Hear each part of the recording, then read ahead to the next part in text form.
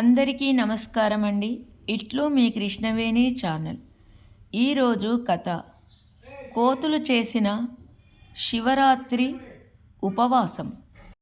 తాత కోతి శివరాత్రి ఉదయం 4 గంటలకే నిద్రలేచి అందరినీ నిద్రలేపాడు.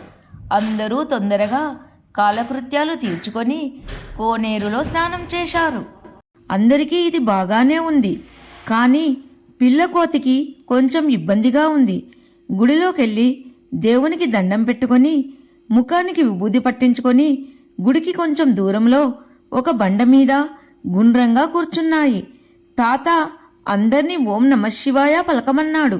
పిల్లకోతి, అమ్మకోతి, నాన్నకోతి, అవ్వకోతి, తాతకోతి అందరూ ఓం నమఃశివాయ, ఓం నమఃశివాయ అని అంటూ చాలా భక్తిగా పలకడం మొదలుపెట్టారు.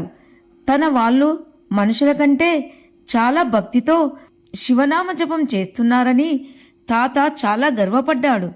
మళ్ళీ అందరితో చెప్పాడు, మనం ఇలాగే దేవుని మీద మనసు పెట్టి సాయంత్రం సూర్యుడు అస్తమించే వరకు భజన చేయాలి. పిల్లకోతి కూడా బాగా భజన చేస్తుంది అని. పిల్లకోతి, అమ్మకోతి, నాన్నకోతి, అవ్వకోతి, తాతకోతి బాగా భజన చేస్తున్నారు. 10 నిమిషాలు గడిచింది. అందరికీ బాగానే ఉంది. కానీ పిల్లకోతికి ఒక చోట కూర్చొని భజన చేయడం చాలా ఇబ్బందిగా ఉంది. నిదానముగా తెల్లారుతుంది. ఉన్నట్టుండి పిల్లకోతి అమ్మకోతితో నాకొక ఆలోచన వచ్చింది చూడండి. సూర్యోదయం సమయంలో ప్రకృతి ఎంత బాగా ఉందో. మనం ఈ సమయంలో ఈ బండ మీద కూర్చొని భజన చేయడం కన్నా అలా ప్రకృతిలో విహరిస్తూ దేవుని మీద మనసు పెట్టి భజన చేస్తే బాగుంటుందని నాకనిపిస్తుంది అంది. తాతకోతికి ఈ ఆలోచన నచ్చింది. ఇప్పుడు కోతులన్నీ అడవిలో చెట్ల మధ్యన తిరుగుతూ చాలా భక్తిగా ఓం నమఃశివాయ చెబుతున్నాయి. అలా నడుచుకుంటూ పోతూ ఉంటే పిల్లకోతికి కొంచెం బాగా ఉంది. ఇలా 5-6 నిమిషాలు గడిచేసరికి దానికి మళ్ళీ ఏదో ఇబ్బంది మొదలయ్యింది. దేవుని మీద మనసు పెట్టలేకపోతుంది. ఇంతలోనే కోతులన్నీ అడవికి ఆనుకొని ఉన్న గంగులన్న తోట దగ్గరికి చేరుకున్నాయి. ఆ తోటను చూసిన వెంటనే పిల్లకోతికి ఇంకో ఆలోచన వచ్చి, మనం ఇలా ఈ చెట్ల మధ్యన తిరిగే బదులు గంగులన్న తోటలో నడుద్దాము. చూడండి తోట ఎంత బాగున్నదో. దేవుని మీద మనసు పెట్టడానికి అది చక్కని వాతావరణము. అందరము ఈ అందమైన తోటలో తిరుగుతూ ఈ రోజు సూర్యాస్తమయం వరకు భజన చేద్దాము అని పిల్లకోతి చెప్పిన మాటకు తాతకోతి సంతోషపడి అందర్నీ తోటలోనికి వెళ్లి భజన చేయమన్నాడు. ఎవరూ అరటిపళ్ళ జోలికి మాత్రము వెళ్లకూడదని హెచ్చరించాడు. పచ్చని అరటి తోటలో ప్రొద్దున్నే వస్తున్న సూర్యుని కాంతిలో శివుని భక్తిలో మునిగిపోతూ కోతులన్నీ శివనామజపం చేస్తున్నాయి. భక్తి ప్రభావం వల్ల విరగ కాస్తున్న అరటిపళ్లను తినాలని బుద్ధి పుట్టలేదు. అయితే 5 నిమిషాల పాటు తట్టుకున్న పిల్లకోతి ఇక ఊరుకోకుండా లేకపోయింది. కాని సాయంత్రం చీకటి పడేంతవరకు ఏమీ తిననని తాతకు మాట ఇచ్చింది కదా. ఇప్పుడు ఎలా? అది చాలా తెలివైనది కదా. దానికి మళ్ళా ఒక ఉపాయం వచ్చింది. మనం ఊరికే ఇలా తోటలో కూర్చొని భజన చేసే కన్నా ఏదైనా పని చేస్తూ భజన చేయవచ్చు కదా. ఉపవాసం ఉండాలి. దేవుని మీద మనసు పెట్టి శివనామ జపము చేయాలి. అంతేగాని ఇది చేస్తూ ఏ పని చేయకూడదని స్వామి చెప్పలేదు కదా. కాబట్టి మనమంతా తోటలోనే మంచి మంచి అరటిపళ్ళను కోసుకొచ్చి ఒక కుప్ప చేద్దాం. ఆ కుప్ప చుట్టూ కూర్చొని సూర్యాస్తమయం వరకు ఒక 5 నిమిషాలు సతమతమయ్యింది. ఇప్పుడు దానికి టపీమని మరొక అద్భుతమైన ఐడియా వచ్చింది. మనం ఎందుకు ఇలా గమ్మునే కూర్చొని భజన చేయాలి? ఇంతకుముందే అనుకున్నాము కదా మనము పని చేసుకుంటూ భజన చేయవచ్చునని. మనము ఇంతకుముందు చేసి చూశాము కూడా. మనం పనిచేసుకుంటూ ఎంత భక్తితో పని చేశామో అని పిల్లకోతి చెబుతుంటే తాతకోతి మరి మనం ఇప్పుడు ఏం చేద్దాము అని అడిగాడు. దానికి పిల్లకోతి, మనము చీకటి పడ్డాక తినడానికి దేవుని ప్రసాదం లాంటి ఈ అరటిపళ్ళను రెడీగా ఉంచుకుందాము. వీటి తొక్కలన్నీ తీసి పళ్ళను మాత్రము కుప్పగా ఉంచుకుంటే మనము చీకటి పడ్డాక తినడానికి వీలుగా ఉంటుంది అని తన ఆలోచన చెప్పింది. ఈ ఆలోచన కూడా కోతులన్నిటికీ నచ్చింది. తమ పిల్లకోతి ఎంత తెలివైనదోనని అన్నీ మురిసిపోయాయి. వీడు నా మనమడని తాత మీసం కూడా తిప్పుకున్నాడు.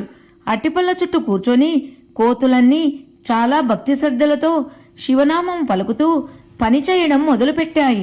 చాలా హుషారుగా పనిచేస్తున్నాయి. అన్నీ తొందరలోనే అరటిపళ్ళ తొక్కలను తీశాయి. లోపలి పండు భాగాలన్నీ ఒక కుప్పగా చేశాయి. తొక్కలన్నిటినీ దూరంగా పడేశాయి. ఏ ఒక్కటి చిన్న అరటి ముక్కను కూడా తినలేదు. శివుని మీద ఉన్న భక్తి వల్ల ఎవరికీ అసలు తినాలనిపించలేదు. పిల్లకోతికి మాత్రము మనసు కొంచెము అటు వెళ్ళింది. అయినా చాలా బాగా ఓర్చుకున్నది. కోతులన్నీ ఇప్పుడు తొక్కలు తీసిన అరటి పండ్ల కుప్ప చుట్టూ కూర్చొని భజన చేస్తున్నాయి. పిల్లకోతి కూడా ప్రయత్నం చేసి భజన చేస్తుంది. భజన చేస్తుంటే నోట్లో నుంచి సొల్లు కారుతుంది. ఒకవైపున తీయటి అరటిపళ్ళు, మరొక వైపున ఉపవాసం గురించి తాత చెప్పిన మాటలు తనను బలంగా గుంజుతున్నాయి. ఏం చేయాలో తోచక పిచ్చి పట్టినట్లు అవుతూ ఉండగా దానికి ఒక బ్రహ్మాండమైన ఆలోచన తట్టింది. ఈసారి అందరికీ తన ఆలోచనను ఇలా చెప్పింది. ఇలా గమ్మునే కూర్చొని భజన చేయటం బాగాలేదు. అసలు మనం ఏదైనా పని చేస్తూ భజన చేసినప్పుడే మన భజన చాలా బాగా నడుస్తుంది. అందువల్ల ఇప్పుడు మనం ఒక పని చేయవచ్చు. మన ముందున్న తొక్కల్లేని అరటిపళ్ళను ఎవరికి వాళ్ళు వీలైనన్ని నోట్లో పెట్టుకోవాలి. అయితే సూర్యాస్తమయం వరకు ఎవరూ మింగకూడదు. దేవుని మీద నుండి మనసు మళ్లించకుండా శివభక్తితో నామస్మరణ చేస్తూ కూర్చుందాము. ఉపవాస సమయము అయిపోతూనే మనము ఆలస్యం చేయకుండా దేవుని ప్రసాదము తినివేయవచ్చు. సరేనా అని పిల్లకోతి అందర్నీ అడిగింది. అప్పటికే కోతులన్నీ పిల్లకోతి తెలివితేటలకు చాలా ముగ్ధులై ఉన్నాయి. తాతకోతి కూడా మరొక ఆలోచన లేకుండా సరే అన్నది. కోతులన్నీ వీలైనన్ని పళ్ళను నోటిలో దోపుకున్నాయి. గొంతులోకి ఏదీ వెళ్లకుండా జాగ్రత్త పడుతున్నాయి. నోట్లో ఉమ్ము ఊరినా అది గొంతులోకి పోకుండా చూసుకుంటున్నాయి. పిల్లకోతి కూడా వీలైనంత జాగ్రత్త పడుతున్నది. అయితే అందరికంటే దానికి చాలా ఇబ్బందిగా ఉంది. ఇన్ని జాగ్రత్తలు తీసుకుంటున్న కోతులు శివనామ జపము ఆపలేదు. అయితే ఇప్పుడు అందరి నుండి శబ్దాలు కొంచెం పిచ్చి పిచ్చిగా వస్తున్నాయి. బుగ్గల నిండా కూరుకున్న అరటిపళ్ళు ఓం నమఃశివాయ అని పలకడానికి అడ్డం వస్తున్నాయి. అయినా వాటి మనసుల్లో శివుని మీద ధ్యాస స్పష్టంగా ఉంది. ఇంతలో తాత పండు గొంతులోకి వెళ్ళిపోయింది అని పిల్లకోతి గట్టిగా అరిచింది. అవునా అనేసరికి తాత గొంతులోది వెళ్ళిపోయింది. నా పండు వెళ్ళిపోయింది అని తాత అనేసరికి అవ్వ అయ్యో అన్నది. దాంతో అవ్వ గొంతులోకి ఒక అరటిపండు జారిపోయింది. ఇలా అమ్మ కోతి నాన్నకోతి కూడా అరటిపళ్ళు మింగేశాయి. ఇక చేసేది లేక శివ శివ శివ అని నిట్టూర్చుతూ అందరూ తమ బుగ్గల్లో ఇరికించుకొని ఉన్న అరటిపండ్లను అన్నీ తినేశాయి. ఇంకా సమయం ఉదయము 6 గంటలు కూడా కాలేదు. అప్పటికే తమ ఉపవాసము భంగం జరిగిపోయింది.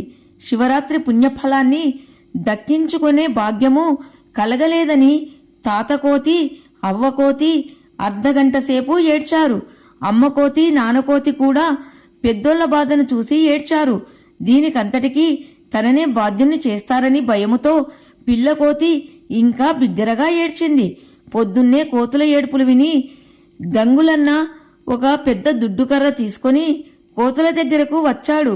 కొన్ని వందల అరటిపళ్ళు కోసుకొని వాటి తొక్కలు తీసేసి తొక్కలేని పళ్ళను ఒక పెద్ద కుప్ప చేసి దాని చుట్టూ ఏడుస్తూ కూర్చున్న కోతుల్ని చూసేసరికి గంగులన్నకి పట్టరాని కోపం వచ్చి దుడ్డుకర్ర తీసుకొని వాటికి 4 అంటించాడు. అవి కుర్రో మొర్రో అని అరుచుకుంటూ అడవిలోకి పారిపోయాయి. వచ్చేసారి శివరాత్రికి పిల్లకోతి తెలివితేటల మీద ఆధారపడకూడదని తాతకోతి అవ్వకోతి అనుకున్నాయి. ఈసారి శివరాత్రి ఉపవాసము ఎలాగో పాడైపోయింది కదా. ఇక కడుపు నిండా తిని హాయిగా ఉందామని కోతులన్నీ ఎర్రప్ప మామిడి తోటలోకి వెళ్ళాయి. కథ సమాప్తం. నచ్చితే లైక్ చేయండి. అందరికీ ధన్యవాదములు.